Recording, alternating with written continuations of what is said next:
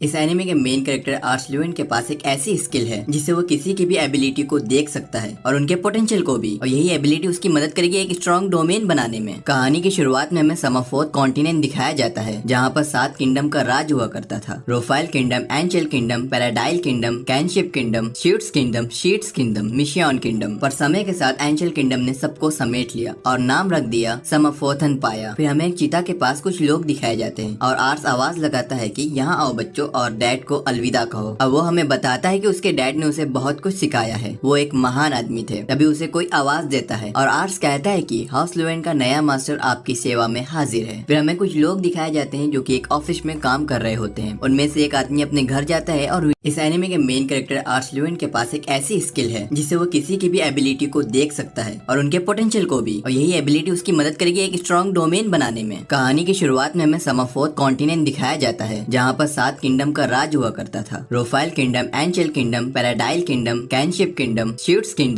Kingdom, मिशियन kingdom. पर समय के साथ एंचेल किंगडम ने सबको समेट लिया और नाम रख दिया समफोर्थन पाया। फिर हमें एक चीता के पास कुछ लोग दिखाए जाते हैं और आर्स आवाज लगाता है कि यहाँ आओ बच्चों और डैड को अलविदा कहो। अब वो हमें बताता है कि उसके डैड ने उसे बहुत कुछ सिखाया है, वो एक महान आदमी थे। तभी उसे कोई आवाज देता है और आर्स कहता है कि हाउस ल्यूएन का नया मास्टर आपकी सेवा में हाजिर है। फिर हमें कुछ लोग दिखाए जाते हैं जो कि एक ऑफिस में काम कर रहे होते हैं। उनमें से एक आदमी अपने घर जाता है और वीडियो गेम खेलने लगता है एंड वो घर से निकलते वक्त अचानक मर जाता है। फिर वो जब अपनी आंखों को खोलता है तो वो एक दूसरी दुनिया में होता है। उसके सामने एक औरत होती है जो कि उसकी माँ होती है। वो कहती है कि कितने प्यारे हो। आर्स कहता है कि ये कौन है। उसकी माँ कहती है कि मैंने सोचा नहीं था कि तुम इतने प्यारे होगे। वो कहता है कि क्या मैं एक हॉस्पिटल में हूँ, क्या ये एक नर्स है? काफी पुराना हॉस्पिटल लगता है उसे। फिर वो उड़ने वाले डॉग को देख के हैरान हो जाता है। उसकी मॉम कहती है कि लगता है कि तुम उन्हें पसंद आए। तभी एक नौकरानी उसके मॉम के लिए चाय लेकर आती है और कहती है कि आपका बेटा तो बहुत प्यारा है। आर्स अपना चेहरा प्लेट में देख के हैरान हो जाता है। फिर हमें बताया जाता है कि समफोर्थ के 200वें साल में आर्स ल्यूएन का जन्म मिशियन परवेल्स के लैम्बोर्ग में हुआ था। 3 साल बाद हमें दिखाया जाता है कि लॉर्ड आर्स बैठ के पढ़ाई कर रहा होता है। एक नौकरानी उसके लिए चाय लेके आती है। वो हमें बताता है कि वो मर गया था और किसी आर्स ल्यूएन बच्चे के रूप में दोबारा से पैदा हुआ। उसने पढ़ने और लिखने में महारत हासिल की। अब वो इस दुनिया के बारे में काफी कुछ जानता है। वो ये भी बताता है कि उसका जन्म समफोर्थ एम्पायर में हुआ जो समफोर्थ के कॉन्टिनेंट पे रूल करता है। और वो कहता है कि उसने कभी इस तरह का वर्ल्ड मैप नहीं देखा है, इसलिए उसे लगता है कि अब वो जहाँ है वो अर्थ नहीं है। वो ये भी बताता है कि इस जगह पर एक मैजिक नाम की भी चीज है जिससे तुम दुनिया की बहुत मिस्टीरियस चीजों को देख सकते हो। ये एक वीडियो गेम की तरह है। जिस नोबल फैमिली में उसका जन्म हुआ वो एक नोबल फैमिली है। वो कुछ हजार लोगों के रीजन को मैनेज करते हैं जिसे लैम्बोर्ग कहा जाता है। वो हमें ये भी बताता है कि उसका घर इतना बड़ा और खूबसूरत है कि उसे ये कैसा लगता है और उसके आसपास इतने सारे नौकर है जो हर वक्त उसकी देखभाल करने में लगे होते हैं। और उसे ये भी लगता है कि उसके पास एक ऐसी पावर है जो किसी और के पास नहीं है। तभी वो ट्रेनिंग रूम के अंदर जाता है और वहाँ के लोग कहते हैं कि माना बस 3 ही साल के हैं लेकिन एक दिन बहुत वायलेंट आदमी बनेंगे। आर्स एक आदमी को देखता है जो ट्रेनिंग करने में बहुत स्ट्रगल कर रहा होता है। फिर आर्स कहता है कि ये सही वक्त है उसकी स्किल यूज करने का जिसका नेम है अप्रेजल। आर्स हमें बताता है कि इन्हें तीरंदाजी की बहुत समझ है, मतलब कि ये धनुष अच्छा चला लेंगे। जब वो आदमी तक हार जाता है तो तभी आर्स मिलियन से कहता है कि क्या तुमने कभी तीर चलाई है? वो आदमी कहता है तो तीर चलाना तो एक बहुत आसान काम है, कोई बहादुर योद्धा किसी पर दूर से वार नहीं करता। लेकिन मिलियन से हैरान हो जाता है कि यंग मास्टर को उसका नाम कैसे पता, आज से पहले तो वो कभी नहीं मिले। आर्स उससे कहता है कि तुम्हें एक बार जरूर धनुष ट्राई करना चाहिए, लेकिन मिलियन उसे मना करता है। तभी उसके आसपास जो लोग होते हैं वो कहते हैं कि जैसा मास्टर कह रहे हैं वैसा ही करो। फिर मिलियन सोचता है कि मैं कैसे चलाऊंगा, मैंने तो आज से पहले कभी नहीं चलाया। तो वहाँ पर खड़ा आदमी कहता है कि अगर तुमने आज से पहले नहीं चलाया तो थोड़ा करीब से चलाओ। लेकिन आर्स कहता है कि तुम यहीं से चलाओगे। और वो जब तीर चलाता है तो तीर बिल्कुल ही निशाने पे लगता है और वो लोग सब देख के हैरान हो जाते हैं और वो सब कहने लगते हैं ये बस एक तुक्का है। और वो कहते हैं कि तुम एक बार और ट्राई करो। और वो जितनी बार ट्राई करता है उतनी बार उसका निशाना बिल्कुल ही सटीक लगता है। फिर सारे लोग मिलियंस की तारीफ करने लगते हैं और उससे पूछते हैं कि तुम्हें ये कैसे मालूम चला। और वो कहता है कि बस यूं ही मुझे लगा। आर्स कहता है कि प्रॉब्लम बस ये है कि इस टेक्निक का वो अपने ऊपर यूज नहीं कर सकता, लेकिन उसे डर भी लगता है क्या पता क्या निकल जाए। और ये बात आर्स के फादर को भी मालूम चल जाती है। आर्स की फैमिली जब डिनर कर रही होती है तो उसके फादर कहते कि मुझे मालूम चला कि तुमने मिलियंस के छुपे हुए टैलेंट को ढूंढ निकाला। तो आर्स कहता है कि हाँ। फिर वो कहते हैं कि तुम भविष्य में एक लॉर्ड बनोगे। एक लॉर्ड के पास एक ऐसे स्टिंग होना बहुत अच्छी बात है कि वो लोगों के टैलेंट को पहचान सकता है। आर्स को उसके फादर से बहुत डर लगता है क्योंकि वो हर वक्त गुस्से में रहते हैं। फिर आर्स अपनी अप्रेजल स्किल का अपने फादर पे यूज करता है और हमें बताता है कि वो एक अच्छे आदमी है जो अपने मार्शल टैलेंट का यूज करके किसान से इतने बड़े आदमी बने। उसके फादर अकेले ही 10 लोगों को मार सकते हैं। उस दिन के बाद से आर्स ने एम्पायर के बारे में और ज्यादा स्टडी करी और उसे मालूम चला कि उसका फ्यूचर ज्यादा ब्राइट नहीं है। समफोर्थ एम्पायर के रूलर्स करप्ट करप्ट हैं, किसान भी भड़के हुए हैं। सभी लीडर्स इसे रोकने के लिए अपने अपने राज्यों पर ध्यान दे रहे हैं और देश में बहुत हलचल मची हुई है। अगर कुछ नहीं बदला तो एम्पायर खत्म हो जाएगा, जिसकी वजह से जंग होगी और जंग होगी तो उसे भी अपनी सेना को लीड करना होगा। फिर आर्स सोचता है कि क्या वो अपने लैम्बोर्ग को लोगों को बचा सकता है जो उसके लिए काफी ज्यादा अच्छे हैं। तभी आर्स को कुछ याद आता है और वो टाउन की तरफ चला जाता है। वहाँ पर उसे एक औरत पहचान लेती है और कहती है कि आपको अकेले देखना बहुत कम होता है लॉर्ड आर्स। तभी आर्स अपनी अप्रेजल स्किल का यूज करके लोगों को ढूंढता है और उसे कोई नहीं मिलता। वो थक हार के एक कोने में बैठ जाता है। तभी एक औरत एक मार्कन को वहाँ से निकाल रही होती है, ये कह कि उसके पास कोई सामान नहीं उसे बेचने के लिए, और लोग उसे देख के ताने मार रहे होते हैं कि एक मार्कन यहाँ पे क्या कर रहा है। फिर आर्स अपनी ब्रेड उसे ऑफर करता है और वहाँ के आसपास के लोग कहते हैं कि ये तो लॉर्ड का बेटा है और वो एक मार्कन को ब्रेड दे रहा है, तो लोग उसे भी नीची नजरों से देखने लगते हैं। तभी वो मार्कन उसे ब्रेड ले लेता है और खा लेता है। आर्स उस पर अपनी अप्रेजल स्किल का यूज करता है और उसका लेवल देखकर हैरान हो जाता है और कहता है कि आगे जाके ये बहुत शानदार योद्धा बनेगा। उसके बाद वो मार्कन वहाँ से जाने लगता है। आर्स उसका पीछा करता है। वो जैसे ही उसके पीछे जाता है, मार्कन कहता है कि वो उसका पीछा ना करे वरना लोग उसे बुरा भला कहेंगे। तभी आर्स कहता है कि वो चाहता है कि वो उसका साथी बन जाए। वो मार्कन हैरान हो जाता है और पूछता है कि क्या तुम मुझसे मजाक कर रहे हो, और वो मानता नहीं है। आर्स उसे खाने का लालच देके उसे अपने साथ लेके चला जाता है और जब उसके सामने खाना पेश किया जाता है तो उसके नौकर उससे कहते हैं कि हम तुम्हें लॉर्ड आर्स के जैसा खाना नहीं दे सकते। तो आर्स उनसे गुस्से से कहता है कि ये मेरे एक स्पेशल गेस्ट है, तुम्हें इनसे माफी मांगना चाहिए। वो नौकर उनसे माफी मांग के उसको भी उसके जैसा खाना देते हैं। फिर उसके बाद आर्स मार्कन को अपने फादर के पास लेके जाता है। उसके फादर सीधे ही मना कर देते हैं। उसके फादर बताते हैं कि एक समर फोर्स से काफी ज्यादा कमजोर होते हैं मार्कन्स। तभी आर्स बताता है कि ऐसा नहीं है डैड, वो रीड्स के टैलेंट के बारे में जानता है और वो उसके टैलेंट को लेके बिल्कुल ही श्योर है। तो उसके फादर मान जाते हैं और कहते हैं कि उसका टेस्ट मैं खुद लूंगा। आर्स सोचता है कि अगर रीड्स को कोई नीचे की भी पोजीशन मिली तो वो धीरे धीरे अपना नाम कमा लेगा, लेकिन उसके फादर कहते हैं कि वो खुद ही उससे लड़ेंगे। आर्स कहता है कि रीड्स तो एक 14 साल का छोटा बच्चा है और आपके पास तो भगवान का दी हुई बहुत सी ताकत है। उसके फादर कहते हैं कि वो उसे एक हैंडीकैप दे देंगे। तभी रीड्स आर्स से कहता है कि तुम उसके ऊपर तरस खा के उसे अपना साथी बनाना चाहते हो। आर्स कहता है कि अगर तुम ये नहीं चाहते तो मैं अपने डैड को अभी मना कर देता हूँ इन सारी चीजों के लिए। रीड्स कहता है कि वो उसके लिए बहुत खुशी की बात होगी, वो उसका साथी बने। रीड्स स्टेरिंग हॉल में पहुंचता है और लोग उसे नीची नजरों से देखने लगते हैं और कहते हैं कि इस मार्कन को तो यंग मास्टर लेके आए हैं। रेवेल मिलियन से कहते हैं कि एक तलवार ले आओ। गार्ड से कहते हैं कि टाइमर लेके आ जाओ और रीड्स से कहते हैं कि रूल्स बिल्कुल सिंपल है, अगर तुम टाइम खत्म होने से पहले मुझ पर एक भी वार कर पाए तो तुम ये लड़ाई जीत जाओगे। वो दोनों एक दूसरे को अपना नाम बता के लड़ाई शुरू करते हैं और जैसे ही रेवेन उसके ऊपर अटैक करता है, रीड्स मुश्किल से अपना बचाव कर पाता है और खूब दूर छटक जाता है वहाँ से। वो सोचता है कि ये तो बहुत तेज है, शायद ही मैं इनका मुकाबला कर पाऊँ। तभी आर्स सोचता है कि रीड्स के लिए बहुत मुश्किल होगा उसके फादर के ऊपर एक भी वार कर पाना। वहाँ पर खड़े लोग कहते हैं कि ये तो बहुत अच्छा मुकाबला कर रहा है, हम जब मास्टर के सामने खड़े होते तो हम लोग अपनी तलवार भी नहीं संभाल पाते, लेकिन वो उनका बहुत अच्छा सामना कर पा रहा है। तभी रीड्स रेवेन के ऊपर हमला करता है। रेवेन कहते हैं कि वो उसके हर पैतरे को जानता है, लेकिन रीड उनसे बच के उनके ऊपर एक अटैक करता है और वो पीछे खिसक जाते हैं और वो कहते हैं कि तुम लड़ाई जीत गए। तभी रेवेन कहते हैं कि जैसा उन्होंने वादा किया था तुम्हें सेना में एक्सेप्ट करते हैं। आर्स अपने फादर को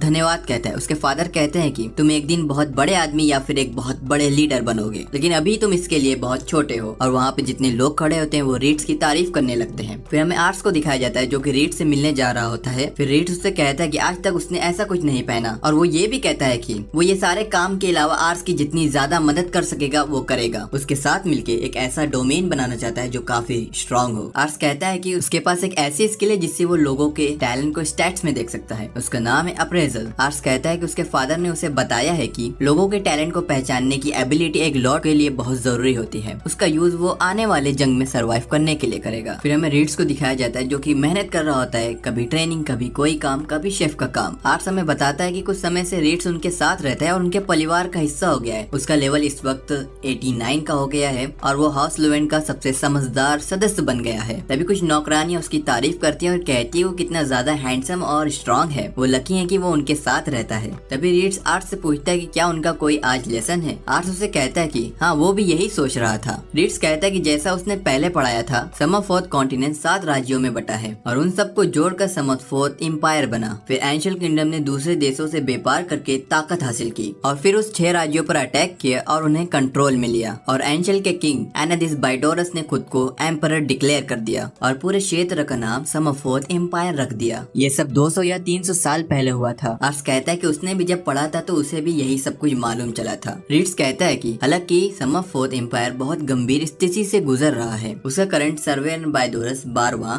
एक 8 साल का बच्चा है। असल में पावर उसके साथियों के पास है जो अपने ही कॉन्फ्लिक्ट्स में उलझे हुए हैं, जो कि सेंट्रलाइज अथॉरिटी को बर्बाद बात कर रहे हैं। एम्परर का कंट्रोल गिरने के साथ लोगों में विद्रोह भी बढ़ रहा है, जिसका फायदा प्रोविजनल गवर्नमेंट उठा रही है। आज सोचता है कि अभी तक वो लोग बस एक मामूली लड़ाई ही लड़ रहे हैं और रीड्स से पूछता है कि हमें किसका साथ देना होगा अगर वॉर हुई तो रीड्स बताता है कि शायद मिशियन परवेल से, और ये भी बताता है कि अमाडोर सलोमा की बहुत बूढ़े आदमी हैं और उनके 2 बेटे हैं, और जैसा कि सबको पता है उनके मरने के बाद बड़े बेटों के हाथ में राज्य जाएगा, लेकिन ऐसा नहीं है। उनका छोटा बेटा ज्यादा काबिल है तो वो उसे दे के जाएंगे, तो इसकी वजह से भी वॉर छिड़ सकती है, और जब ऐसा होगा तो हमें बड़े बेटे का साथ देना होगा क्योंकि लेम्बर की डिस्ट्रिक्ट उन्हीं के अंडर में आती है। तभी रीड्स कहता है कि उन्हें बहुत अच्छा मौका मिलेगा अपनी ताकत दिखाने का। रीड्स ये भी कहता है कि वो हमेशा उसका साथ देगा। फिर वो लोग विलेज जाते वक्त रवेन से मिलते हैं। आर्स सोचता है कि आजकल बहुत ज्यादा ट्रेनिंग में टाइम स्पेंड कर रहे हैं, शायद ये जानते हैं कि वॉर बहुत जल्द शुरू होने वाली है। आर्स कहते हैं कि मैं कुछ और अच्छे लोगों को साथ जोड़ना चाहता हूँ। रेवन कहते हैं कि इस बार एक मैजिशियन को ढूंढना, क्योंकि उनके पास इतना पावरफुल मैजिक नहीं है और उनके साथियों के पास इतनी ज्यादा ताकत नहीं है मैजिक सीखने के लिए। और रीड्स भी कहता है कि अगर एक मैजिशियन हमारे साथ होगा हमें बहुत बेनिफिट मिलेगा वॉर में। फिर वो लोग टाउन के लिए निकलते हैं और रीड्स कहता है कि उन्हें एक कमाल के जादूगर को ढूंढना होगा। लेम्बोस का फ्यूचर उसी के पावर के ऊपर टिका होगा। फिर वो लोग एक टाउन जाते हैं जहाँ पर 50,000 लोग रहते हैं। आर्स कहता है कि इस जगह पर तो लैम्बोर्ग से 50 गुना ज्यादा लोग रहते हैं और वो भी ऐसा ही शहर बनाना चाहता है लैम्बोर्ग को। रीड्स कहता है कि इतने लोगों में से उसे कोई ना कोई तो मिल जाएगा जिसे मैजिक आता हो। तभी वो लोग ढूंढना शुरू करते हैं। आर्स अपनी अप्रेजल स्किल को यूज करना स्टार्ट करता है और वो घंटों तक ढूंढता है, उन्हें कोई नहीं मिलता। फिर चलते चलते आर्स एक जगह पर रुक जाता है और देखता है कुछ लोगों को जो कि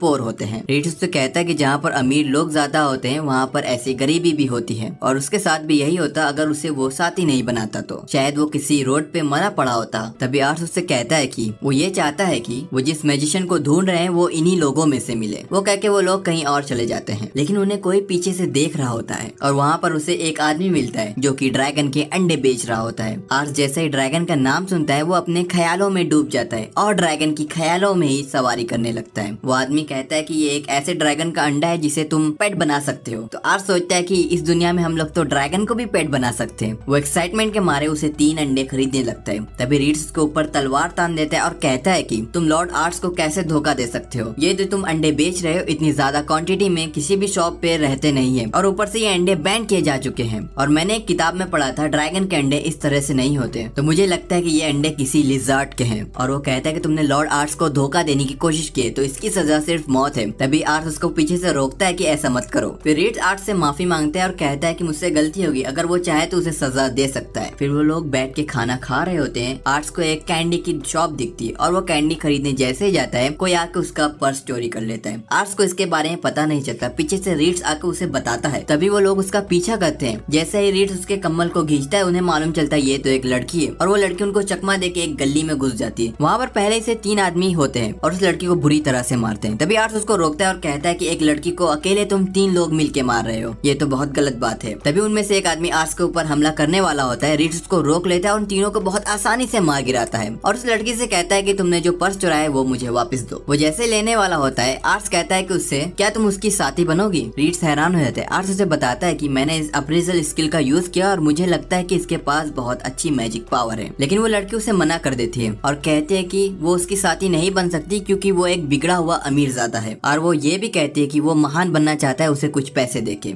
आर्ट्स बहुत कोशिश करता है कि वो उसकी साथी बन जाए, लेकिन वो हर बार मना कर देती है। तभी उसके पीछे से कुछ बच्चे आते हैं और उसका नाम पुकारते हैं शार्लेट, और वो लड़की बताती है कि मैं इन्हीं की वजह से तुम्हारे साथ नहीं जा सकती। तभी आर्ट्स अपने पैसे को उसे दे देता है और वो लड़की कहती है कि मुझसे कुछ उम्मीद मत रखना क्योंकि तुमने ये पैसे खुद ही दिए हैं। फिर हमें दिखाया जाता है कि आर्ट्स बैठ के सोच रहा होता है कि कब वो इतना ज्यादा रूड बन गया। आर्ट्स रीड्स एक दूसरे से बात कर ही रहे थे, तभी वो बच्चों को देखते हैं जो गली में दौड़ रहे थे और मदद की पुकार कर रहे थे। फिर वो लोग नीचे जाते हैं और बच्चों से पूछते हैं कि क्या हुआ। वो बच्चे बताते हैं कि वो 3 लोग शार्लेट को उठा के लेके गए और वो लोग उसके पीछे जाते हैं। फिर हमें शार्लेट का पास्ट दिखाया जाता है और वो कहती है कि उसे ज्यादा इच्छाएं क्यों नहीं है, और वो कहती है कि उसके बचपन ही से पेरेंट्स नहीं है। वो जब किसी और के पास जाती थी मदद मांगने के लिए तो लोग उसे भगा देते थे, तो उसने फिर ये सारे काम करना स्टार्ट कर दिया। फिर वो लोग शार्लेट को बुरी तरह से पीटते हैं और वो कहते हैं कि बार बार तुम हमारे काम के बीच में दखल अंदाजी मत दो। एक बूढ़ा आदमी शार्लेट से कहता है कि कितनी बार उसने कहा है कि तुम्हें खरीदार मिल गया है तो अपनी सूरत को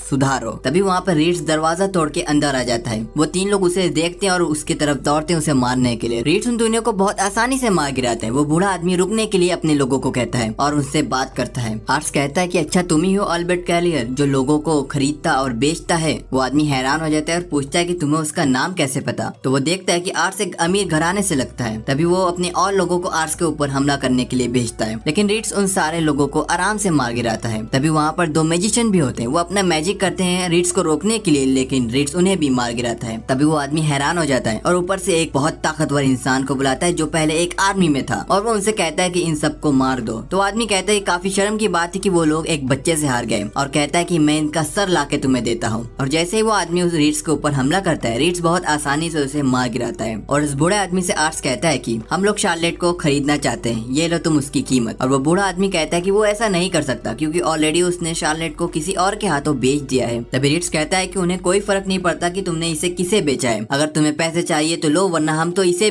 वैसे भी ले जा रहे हैं। फिर वहाँ से वो लोग शार्लेट को लेके चले जाते हैं, लेकिन शार्लेट उनसे कहती है कि मैं पहले एक जगह जाना चाहती हूँ। वो लोग एक पहाड़ की चढ़ाई करते हैं। पहाड़ की चढ़ाई करते वक्त आर्स बुरी तरह से थक जाता है और वो पूछता है कि अभी कितना और दूर जाना है। शार्लेट कहती है कि बस हम पहुंच ही गए। फिर वो लोग जैसे ही उस पहाड़ के ऊपर पहुंच के वो नजारा देखते हैं, वो लोग बिल्कुल ही हैरान हो जाते हैं। शार्लेट उनसे कहती है कि ये उसका सीक्रेट स्पॉट है, और वो जब ज्यादा उदास या अकेली होती है तो वो यहाँ पर आती है। और वो ये भी कहते हैं कि वो उसका साथ देगी। आर्स पूछता है कि तो इन बच्चों का क्या होगा। शार्लेट कहती है कि उन्हीं बच्चों के लिए उसका साथ देगी, क्योंकि उसने कहा ना वो एक ऐसा शहर बनाना चाहता है जहाँ पर उसके जैसे लोग आराम से आके रह सकते हैं। लेकिन तभी रीड्स उससे कहता है कि लेकिन पहले वो उसका मैजिक देखना चाहता है कि वो कितनी पावरफुल है। रीड्स आर्स से कहता है कि ऐसा नहीं कि वो उसके ऊपर यकीन नहीं करता, लेकिन वो देखना चाहता है। आर्स उसे एक चीज देता है जो कि उसने उस गुंडों के जगह से उठाई थी, और उससे शार्लेट को बताता है कि उसे कैसे मैजिक करना है, क्योंकि उसने आज से पहले कभी नहीं मैजिक किया। शार्लेट जैसे ही मैजिक करती है, एक बड़ा सा धमाका होता है जिससे वो लोग देख के हैरान हो जाते हैं, और आसपास में जितने भी टाउन में लोग थे वो भी उस धमाके को देखते हैं। फिर वो लोग बैठ के एक जगह पर खाना खा रहे होते हैं। रीड शार्लेट से कहता है कि पहले तुम्हें थोड़ा मैनर सीखना पड़ेगा। तभी शार्लेट आर्ट से कहती है कि वो तो अब थक गई, अब सोने जा रही है। वो खाना खाते खाते सो जाती है। आर्ट शार्लेट को अपने फादर से मिलाता है। उसके फादर उसे देखते ही मना कर देते हैं कि उसे साथ नहीं ले सकते। फिर आर्ट शार्लेट से कहता है कि अपनी मैजिक पावर दिखाओ। वो जैसे ही अपनी मैजिक पावर दिखाती है, उसके फादर उसे शाबाशी देती है और उसे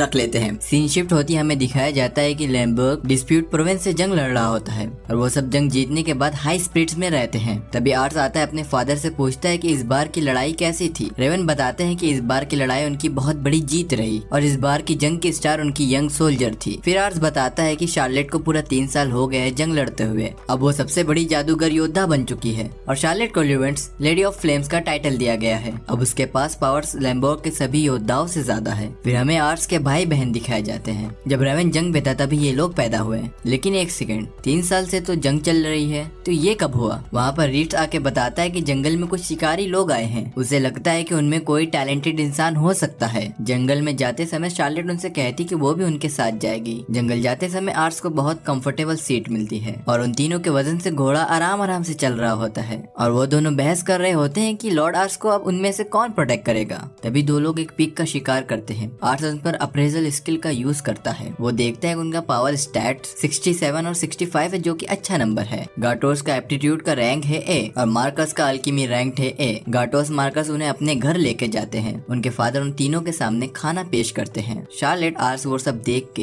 एक्साइटेड हो जाते हैं। खाने के लिए शार्लेट खाना शुरू भी कर देती है। रीड उससे कहता है कि जरा तमीज से पेश आओ। गाटोस के पिता पूछते हैं कि एक लॉर्ड का यहाँ पर आना कैसे हुआ। आर्ट्स उन्हें बताता है कि गाटोस और मार्कस सोल्जर बनेंगे, हाउस ऑफ लेवेंट के लिए काम करेंगे उनके साथ रहकर। वो लोग सुनकर हैरान हो जाते हैं। रीड्स उन्हें बताता है कि आर्ट्स लोगों का टैलेंट पहचान सकता है। वो लोग मान जाते हैं। तभी वहाँ पर रसल दबे पांव आता है, जो कि उसका तीसरा बेटा होता है, और एक ब्रेड लेकर चुपके से जाने लगता है। वो लोग उसे देख लेते हैं। रसल के पिता कहते हैं कि यही है वो नाकारा बेटा जो किसी काम का नहीं, लेकिन आर्ट्स उस पर अप्रेजल का यूज करता है। वो देखकर चौंक जाता है। उसका इंटेलिजेंस स्टैट बिल्कुल कुरुदा कैनेबी रेबॉन के जैसा है। उसका स्टैक एमएस 109 होता है, एक मॉन्स्टर की तरह। उनके पिता कहते हैं कि ये उनकी भाइयों की तरह नहीं है, लेकिन आर्ट्स कहता है कि वो भी इसे अपना साथी बनाना चाहता है। उसके पिता और भाइयां हैरान हो जाते हैं, लेकिन आर्ट्स रसल से पूछता है क्या वो उसका साथी बनना चाहेगा, लेकिन वो खून और लड़ाइयों से डरता है और उनको बहुत अजीब तरह से देखता है। वो डर के मारे खुद को एक रूम में बंद कर देता है और मना कर देता है। आर्ट्स को ऐसी फीलिंग आती है कि ये सब कुछ तो पहले भी हो चुका है। वहाँ पर खड़ा रीड्स भी उससे हामी मिलाता है। उसके पिता आर्ट्स से कहते हैं कि वो उसे ना लेके जाए, वो उनके रास्ते में बाधा बनेगा। आर्ट्स उन्हें बताता है कि उसके पास टैलेंट काफी ज्यादा है उनके भाइयों से भी। वो सिर्फ लड़ाई नहीं कर सकता, लेकिन वो स्ट्रेटेजी बना सकता है। उनके पिता कहते हैं कि वैसे तो वो बहुत स्मार्ट है, बहुत अच्छा बोल भी लेता है। आर्ट्स को पूरा यकीन है कि वो बहुत इंटेलिजेंट है। आर्स उससे फिर पूछने जाता है। रूसेल उसे बताता है कि जब वो पढ़ता रहता है तो उसे डर नहीं लगता। आर्स उसे किताबों का लालच देकर अपने साथ ले आता है। आर्स उन्हें बताता है कि शार्लेट उनके मैजिक डिपार्टमेंट की हेड है। ये सुनकर वो कहते हैं कि हेड है वो भी एक लड़की, और उनका दूसरा भाई बोलता है कि नहीं, ये तो लाजवाब है। शार्लेट धीमी आवाज से कहती है कि वो तो लाजवाब है ही, चलो अब बाकी लाजवाब चीजें देखते हैं। आर्स रूसेल को लाइब्रेरी में छोड़ देता है और खुद सोने चला जाता है। फिर वो शाम में घबरा के उठता है, क्या वो लोग चले गए होंगे, लेकिन वो आकर देखता है रूसेल लाइब्रेरी में सो रहा होता है। रीड्स उन्हें बताता है कि उसने कुछ नया शब्द सीखा है, वो भी बहुत जल्दी सीख गया। आर्स उस पर अप्रेजल स्किल का यूज करता है और देखता है कि उसकी इंटेलिजेंस बढ़ती रहती है हर समय, वो भी बिना रुके। गाटोस मार्कस आकर बताते हैं कि हम जैसे शिकारियों को पढ़ने की जरूरत नहीं होती, तो उन लोगों ने कभी पढ़ना ही नहीं सीखा। आर्स रूसेल से पूछता है कि तुमने पढ़ना कहाँ से सीखा। वो बताता है कि उसकी माँ से। वो जब कहानियाँ सुनाती थी वो उनके शब्दों को मिलाता था किताबों से, और ऐसे मिलाते मिलाते वो पढ़ना सीख गया। उसके भाई उससे पूछते हैं कि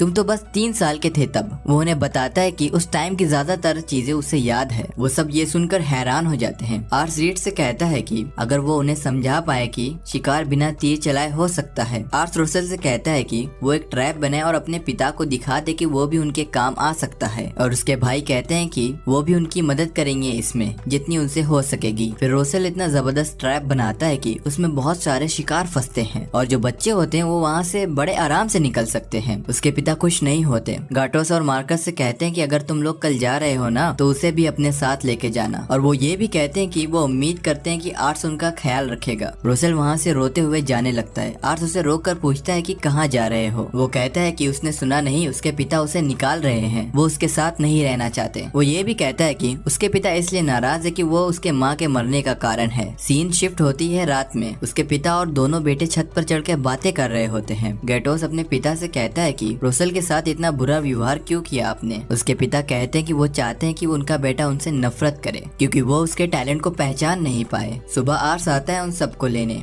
गैटोस मार्कस उनके साथ जाने लगते हैं। तभी अंदर से रूसेल भी निकलता है और कहता है कि मैं भी उनके साथ जाऊंगा। आर्स उसे रोक कर कहता है कि कुछ दिनों तक वो अपने पिता से नहीं मिल पाएगा। उसके पिता वहाँ से चले जाते हैं लकड़ियाँ काटने। रूसेल आकर कहता है कि वो जितना कह ले वो उनसे नफरत नहीं कर सकता, और वो वहाँ जाकर और भी अच्छा ट्रैप बनाना सीखेगा जिससे वो पूरे गांव की मदद कर सके। और रोते हुए ये भी कहता है कि क्या वो लोग अब साथ में रह सकते हैं। उसके पिता रोते हुए कहते हैं उसका इंतजार करेंगे। सीन शिफ्ट होती हमें दिखाया जाता है कि आर्स के पिता बहुत बीमार हैं। आर्स उनसे कहता है कि आगे का काम उसे देखना चाहिए, लेकिन उसके पिता इनकार करते हैं। आर्स उनसे कहता है कि आपको इस हालत में फाइट करने की जरूरत नहीं। रवेन कहते हैं कि अभी के हालात को देखते हुए उन्हें फाइट करनी पड़ेगी। हमें मालूम चलता है कि 1 साल पहले मिस्योन के गवर्नर बीमारी से चल बसे। अपनी वसीयत में गवर्नर ने अपने छोटे बेटे प्रिंस वासामार को वारिस बनाया, लेकिन प्रिंस कोनार ने दावा किया कि उसके छोटे भाई ने डॉक्यूमेंट्स में कुछ चेंजेस किए हैं। इसलिए लोगों का मानना है कि परंपरा के हिसाब से बड़े बेटे को राजगद्दी मिलनी चाहिए। इसकी वजह से मिस्योन 2 टुकड़ों में बट गया। इस चीज का फायदा दूसरे शहर उड़ाते हैं। सीड प्रोविंस उन लोगों ने हमला करने का इरादा बनाया है। आर्स सोचता है कि आखिरकार अब उसे भी बैटल में उतरना पड़ेगा। हम देखते हैं कि कुछ लोग लैम्बर्ग में आ रहे होते हैं। एक लड़की बहुत सस्पिशियस तरीके से कहती है कि लगता है कि उनकी किस्मत भी उनका साथ दे रही है। तभी आर्स के पिता बताते हैं कि तुम्हें अपने मंगेतर के बारे में सोचना चाहिए। ये सुनने के बाद उसके पास कोई शब्द ही नहीं होते। ये सुनकर वो बिल्कुल हैरान हो जाता है। रेवन कहते हैं कि क्या उन्होंने इसके बारे में तुम्हें पहले नहीं बताया। आर्स सोचता रहता है और फिर वो उसे एक लेटर देते हैं। आर्स जाके सबको बताता है कि एक बुरी खबर है, उसके लिए उसके मंगेतर का मैसेज आया है। शार्लेट उसे पीछे से हक करके कहती है कि उसने सोचा था कि वो उससे शादी करेगा। तभी वो चीखते हुए कहता है कि ये मजाक करने का समय नहीं है। अचानक एक नौकरानी आके बताती है कि कोई गेस्ट आया है और वो कह रहा है कि वो उसकी मंगेतर है। फिर वो उससे मिलने जाता है। वो जैसे ही दरवाजे पे पहुंचता है वो बिल्कुल हैरान हो जाता है। वो उसे भला की खूबसूरत लगती है। वो आके अपना नाम बताती है, लीशिया प्लेड। आर्स खुद को लकी कहते हुए अप्रेजल स्किल का यूज करता है। उसके बाद उसकी आंखें फटी की फटी रह जाती है। उसकी डिप्लोमेसी 100 होती है और एम्बिशन 80 का होता है। वो कहता है कि ये लड़की तो कमाल की है। वो उसे बहुत प्यारी और सुंदर भी लगती है, लेकिन वो उसे शक की नजर से देखता है। उसे लगता है कि वो उसे यहाँ से निकालने के लिए आई है क्योंकि उसके पिता बीमार हैं। वो कहता है कि वो अपने इरादे में नाकामयाब होगी। लीशिया कहती है कि क्या उसके चेहरे पर कुछ लगा हुआ है। उसका बॉडीगार्ड कहता है कि जरूर वो आपकी खूबसूरती देखकर वो चौंक गया होगा। फिर आर्स उसे अपना घर दिखाने के लिए ले जाता है। रीड्स को दौड़ता हुआ देखकर जॉन उसे मारकर कहता है। लीसिया जॉन से कहती है कि तुमने रीड्स के बारे में नहीं सुना, क्या उसके बैटल के कारनामे उसके शहर तक नहीं पहुँचे हैं, तुम माफी मांगो। फिर आर्स लीसिया को हर जगह ऑब्जर्व कर रहा होता है। फिर आर्स सोचता है कि उसकी कम्युनिकेशन की स्किल बहुत खराब है, फिर भी वो उससे लगातार बातें कर रही है और वो ये ये भी कहता है कि उसके बात करने का तरीका बहुत अच्छा है, बिल्कुल ही तेज तर्रार, और इसके एम्बिशन भी बहुत अच्छे हैं और वो कितनी सुंदर भी है। अगर उसके पास अप्रेजल स्किल नहीं होती तो अब तक वो उसके प्यार में पड़ चुका होता। आर्स लीशिया से कहता है कि अगर मौसम ठीक होता तो वो उसके साथ बाहर जाता। तभी लीशिया कहती है कि वो तो अभी भी जा सकता है। आर्स ये देखकर बिल्कुल हैरान हो जाता है। अभी तो बारिश हो रही थी, अचानक धूप कैसे निकल गई? वो उससे कहता है कि क्या वो मौसम को कंट्रोल कर सकती है? वो कहती है कि ये सब मेरा बस एक अंदाजा था। शार्लेट और रोज़ेल उन दोनों को छुप कर देख रहे होते हैं। रोज़ेल को वो लड़की बहुत सुंदर लगती है, लेकिन शार्लेट को वो लड़की बहुत डेंजर लगती है। फिर वो लोग विलेज जाते हैं। लोग हमेशा की तरह आर्स को देखकर खुश होते हैं और पूछते हैं कि ये कौन है। आर्स उन्हें बताता है कि ये उसकी मंगेतर है। लोग कहते हैं उन्हें तो ये बात सबको बताना चाहिए और सेलिब्रेट करना चाहिए। आर्स सोचता है कि कैसे बताए कि ये लड़की उनके डोमेन के लिए खतरा हो सकती है। वहाँ पर दो लोग झगड़ रहे होते हैं। वहाँ पर खड़ी एक औरत बताती है फर्नीचर बनाने वाले ने फ्लेम मैजिक स्टोन मंगाया था, लेकिन होलसेलर साउंड मैजिक स्टोन लेकर आ गया है, जिसका इस्तेमाल सिर्फ वर्बल एग्रीमेंट के लिए किया जा सकता है। आर्स सोचता है कि वो शहर का अगला लॉर्ड बनने वाला है, तो ये कॉन्फ्लिक्ट को उसे सुलझाना पड़ेगा। अगर वो नहीं सुलझा पाया तो उसे एक भयानक अंत दिखता है। तभी वहाँ पर शार्लेट आती है और कहती है कि तुम कहो तो मैं इसे रोक सकती हूँ मेरे एक छोटे से जादू से। लेकिन लीशिया आर्स से कहती है कि क्या वो इस सिचुएशन को हैंडल कर सकती है। वो ये भी कहती है अगर वो ये प्रॉब्लम को सॉल्व करने में सक्सेसफुल रही तो उसे एक काम करना पड़ेगा। वो दो लोग के करीब जाकर अपना इंट्रोडक्शन देती है और जब वो बताती है कि वो आर्स की मंगेतर है तो वो दोनों रुक जाते हैं और उनसे कहती है कि वो मैजिक स्टोन को खरीद लेगी क्योंकि उसके यहाँ ये मैजिक स्टोन नहीं मिलता। और वो कहती है कि ये सारा आइडिया लॉर्ड आर्स का था। शाम में वो लोग वापस महल जा रहे होते हैं। शार्लेट आके बोलती है कि माना उसने सब कुछ सॉल्व कर लिया, लेकिन अभी भी वो उसे एक्सेप्ट नहीं करती। लीशिया आर्स से कहती है कि वो जो कुछ पूछेगी क्या वो उसका सच सच जवाब देगा। आर्स से वो पूछती है क्या तुम बता सकते हो तुम्हें किस तरह के लोग पसंद हैं? ये सुनकर उसका होश उड़ जाता है क्योंकि वो कुछ और एक्सपेक्ट कर रहा होता है। आर्स उससे कहता है कि उसे ऐसे लोग पसंद हैं जो उससे कभी झूठ ना बोलें और कोई बात ना छुपाएं। लेकिन फिर भी लीशिया उसे कुछ नहीं बताती। वो नाकामयाब हो जाता है। आर्स अपने बेड पर आता है सोने के लिए, लेकिन वहाँ पर लीशिया पहले ही से होती है। उसे देखकर वो फ्रीज हो जाता है। वो आर्स से कहती है कि शोर मत करना। उसे लगता है कि ये गलती से इस कमरे में आ गई है, लेकिन वो कहती है कि उसने कहा था कि उसे ऐसे लोग पसंद हैं जो दिल की बात साफ साफ कहते हैं। वो अपने दिल की बात कहने आई है आर्स से। आर्स सोचता है कि इतनी रात को एक लड़की के साथ कमरे में अकेला हूँ, अब उसे क्या करना चाहिए। आर्स कहता है क्या बात करना चाहती हो? लीशिया कहती है कि वो उसके बारे में क्या सोचता है। ये सुनकर उसके मुंह से चाय निकल जाती है। लीशिया फिर बताती है कि उसके पास एक ऐसी पावर है जिससे वो लोगों के दिल की बात समझ सकती है और लोग उसके बारे में क्या सोचते हैं वो मालूम कर सकती है। वो ये भी कहती है कि जब वो लोग पहली बार मिले थे तो आर्स ने उसकी तरफ बहुत सस्पिशियस तरह से देखा था, लेकिन अभी तक उसका शक दूर नहीं हुआ उससे। आर्स उसे अपनी अप्रेजल स्किल के बारे में बताता है कि वो कैसे लोगों के टैलेंट को पहचान सकता है। वो ये भी कहता है कि शायद उसे उस पर यकीन ना हो। लीशिया कहती है कि उसे उस पर यकीन है, वो उसे बता सकता है। फिर आर्स कहता है कि वो क्यों ल्यूएन फैमिली में आना चाहती है। वो कहती है माना ल्यूएन की टेरिटरी छोटी है, अगर तुम बेवकूफ होते तो मैं पूरी कोशिश करती सगाई को तोड़ने की। फिर वो उसके गाँव की तारीफ करती है और उसकी भी। वो पूरी तरह से लाल हो जाता है। आर्स बिल्कुल बावला हो जाता है ये सुनकर कि वो उससे प्यार करती है। कमरे से आने के बाहर लीशिया सोचती है कि उसने पहली बार अपने दिल की बात किसी से साफ साफ कही है। अगले दिन सुबह लीशिया जाते समय सोचती है कि नोबल फैमिली के लोगों की जिंदगी झूठों से भरी होती है और उसे बस एक बराबर के आदमी से शादी करना था जो कि स्ट्रांग हो और दुनिया को अलग नजरिए से देखता हो। लेकिन वो सोचते कि आर्स लोगों की कितनी चिंता करता है और लोग भी उसे प्यार करते हैं और हर कोई उसे अपने फैमिली मानता है और उसे ये भी लगता है कि वो बहुत ताकतवर है और बहुत सीधा भी है, इसलिए वो उसके साथ रहकर उसके बनाए गए शहर में रहना चाहती है। फिर आर्स और लीशिया एक दूसरे को लेटर भेजकर बातें करते हैं। आर्स लेटर में बताता है कि उसके पिता की तबीयत अब सुधर रही है और ये जो वॉर हो रही थी दोनों भाइयों के बीच का जो कॉन्फ्लिक्ट था ये अभी शांत है। हमें दिखाया जाता है कि आर्स जब 11 साल का हुआ तो उसके पिता की हालत और बिगड़ गई। आर्स सोचता है कि काश उसे और थोड़ा सा समय मिल पाता। फिर कैसल अकेडनेस के गवर्नर को कोई मार देता है, लेकिन सैनिक उसे धर दबोच लेते हैं। तभी वो वहाँ से कूदकर खुदकुशी कर लेता है। रेवेल के पास एक मैसेज आता है गवर्नर का मर्डर हो गया है। वो रुसेल से पूछते हैं कि अब क्या होगा। रुसेल को लगता है कि अब एक बहुत बड़ी जंग होगी। रेवेन कहते हैं कि गवर्नर के जाने से वारिस बनने का झगड़ा अपनी चरम सीमा को पार करेगा। अब मिसियान के हर डिस्ट्रिक्ट के हेड को दोनों भाइयों में से किसी को चुनना होगा, या तो बड़े बेटे प्रिंस कॉरन को या तो छोटे बेटे प्रिंस वसामार का साथ देने के लिए मजबूर किया जाएगा। रेवेन कहते हैं कि उनका अंदाजा है कि कॉनर डिस्ट्रिक्ट के लॉर्ड लूमेर बड़े भाई प्रिंस कोनार को चुनेंगे। जब वो ऐसा करेंगे तो लैम्बर भी उनको फॉलो करेगा। रेवेन डीड से पूछता है क्या उसकी सेना तैयार है जंग लड़ने के लिए। वो कहते हैं कि उन्हें जल्दी लॉर्ड लूमेर का न्योता मिलेगा। वो जैसे ही उड़ने की कोशिश करते हैं उनकी बीमारी की वजह से वो दोबारा से गिर जाते जाते हैं। अपने पिता की जगह आर्स वहाँ जाता है। आर्स वहाँ जाता है, वो इनविटेशन कार्ड गार्ड को दिखाता है। गार्ड उससे कहता है कि ये तो मुझे असली लग रहा है, लेकिन उसे आर्स पर यकीन नहीं होता। तभी वो शार्लेट को देखकर हैरान हो जाता है और कहता है कि वही है लेडी ऑफ फ्लेम, और रीड्स को देखकर भी पहचान लेता है। आर्स को हैरानी होती है कि वो लोग कितना ज्यादा फेमस हो गए हैं। फिर उन्हें अंदर ले जाता है। उनका स्वागत एक आदमी करता है। आर्स पूछता है कि तुम कौन हो? वो कहता है कि वो इस जगह का हेडमैन है और उसका नाम है म्यूस रेनार्ड्स। आर्स उसे हिचकिचाता हुआ जवाब देता है। उसके डैड की तरफ से वो आया है, उसका नाम आर्स है। वो उस पर अप्रेजल स्किल का यूज करता है। उसे मालूम पड़ता है कि ये तो हर चीज में बेहतर है। तभी वो शार्लेट और रीड्स को ऑफर देता है उनके साथ काम करने के लिए, लेकिन वो दोनों मना कर देते हैं। फिर आर्स कमरे के अंदर जाता है और उन्हें अपना इंट्रोडक्शन देता है, लेकिन कहीं से जवाब नहीं आता तो वो फिर शर्म के मारे बैठ जाता है। वहाँ एक बूढ़ा आदमी होता है जो कि कहता है कि बहुत अच्छा इंट्रोडक्शन था। वो उसे खाने के लिए कुछ कुकीज देता है और दूसरा आदमी उसे घूर रहा होता है। तभी वहाँ पर लॉर्ड लूमेर आते हैं। आर्स उस पर अपनी